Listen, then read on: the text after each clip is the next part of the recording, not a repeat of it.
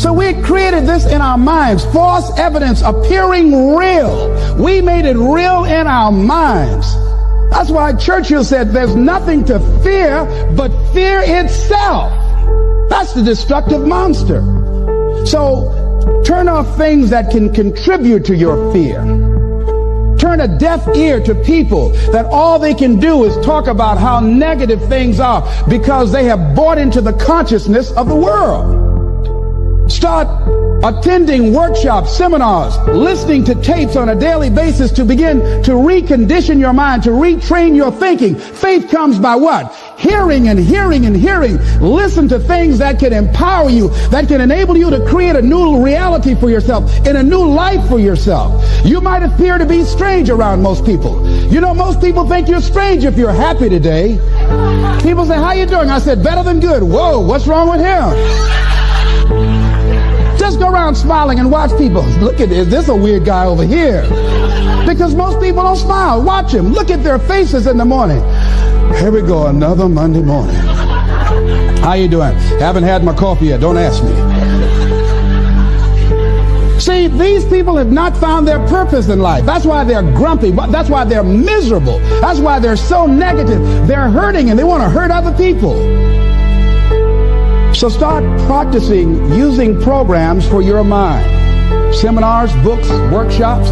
Keep a journal. Record your thoughts. What's happening with you? Every day when you get up, have a journal near you. I use the Jack Boland journal so that I can write down my ideas. I keep it by my bed so I can write down my thoughts. See, ladies and gentlemen, we get 3 to 4 thoughts a year that if we would act on those thoughts, they could change our life. It says, why is it that people prefer known hells to unknown heavens? You know why? Because it's comfortable, ladies and gentlemen. I remember I was in a service once, and I heard Dr. Johnny Coleman give this example. She talked about a man who had been captured behind the enemy lines in a war and was sentenced to be killed, or another option. Captain said to the guy, listen, he said, tomorrow morning at 6 o'clock, you can face the firing squad, or you can go out this door over here. And the guy said, what's out the door? He said, no one knows. All we can tell you just unknown horrors. He thought, and the next morning he selected the firing squad. After the shots rang out, the captain's secretary said, what's beyond that door? And he said, freedom. But very few people would select to do it because it's unknown. There was a man who was an efficient builder. He had worked for years in a large company and had reached the age of retirement. His employer asked him to build one more house. It was to be his last commission. The builder took the job, but his heart was not involved. He used inferior materials. Timber was poor, and he failed to see the many things that should have been clear to him had he shown even his normal interest in his work. When the house was eventually finished, his employer came to him and said, the house is yours. Here's the key. It's a present from me. The builder immediately regretted that he had not used the best materials and engaged the most capable workers. If only he had known that the house was for him. If he had made a commitment with his life, with his craft, that I'm going to give my best at all times, even if this is my last job, I'm going to give it my best shot because that expresses who I am, he would have been more appreciative of that gift. Would you imagine that? The next thing is live each day with integrity. Don't try and get over in life. Don't try and cheat.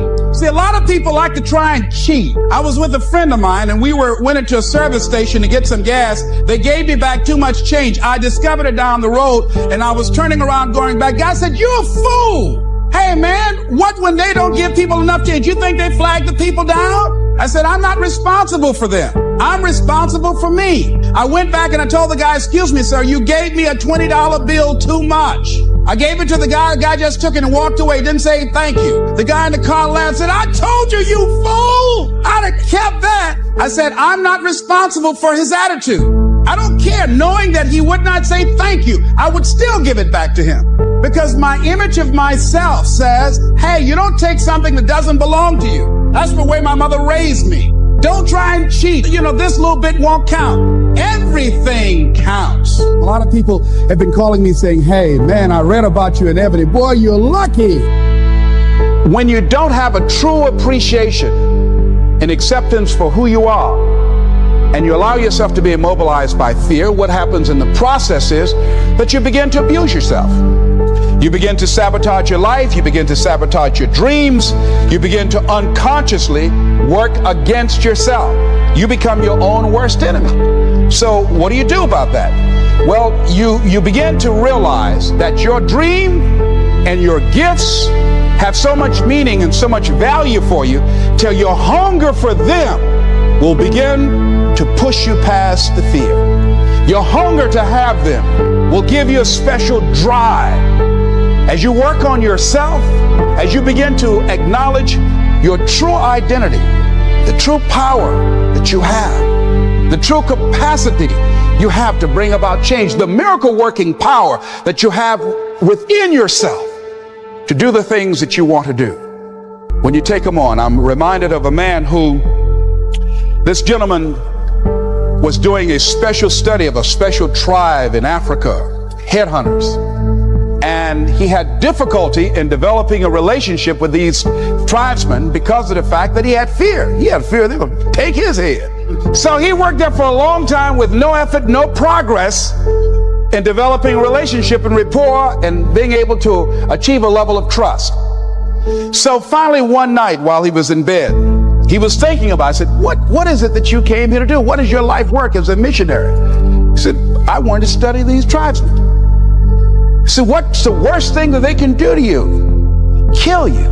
And he just decided, hey, this is what I came here to do. I know that there's some risk involved, and I'm going to do it, come what may. He said, I'm not going to be afraid anymore. He went back the next day, and he started doing the work and trying to talk to and interview many of the members of this tribe.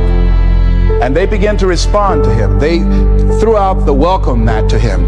And years later, when people came to see what his progress was, they asked him, how were you able to do this? How did you convert the relationship from being hostile to that of being positive? And he said something I think has value for all of us. He said, when life can no longer threaten you with death, he said, what else is there? And the majority of the fears that we have are not life or death fears. They're not those kind of fears. But through our imagination, we blow them out of proportion and we give them more power than they actually have or deserve, and we permit them to govern our lives. We permit them to determine how far we can stretch out on our dreams and discovering our stuff. And as we begin to look at ourselves and begin to, wait a minute, just getting to the point as you assess yourself and begin to prove yourself and just say, wait, hold a minute. I've been sweating this out. What's the worst thing that can happen to me on this? Will it kill me? Will I die? Why am I going through all of these changes over this? How much power does this really have? And am I the one that's feeding the power into it? See, a lot of times we allow ourselves to be fed and to be programmed into being afraid. I mean, you watch the news and read the newspaper, you'll be scared to come out the house. Am I right?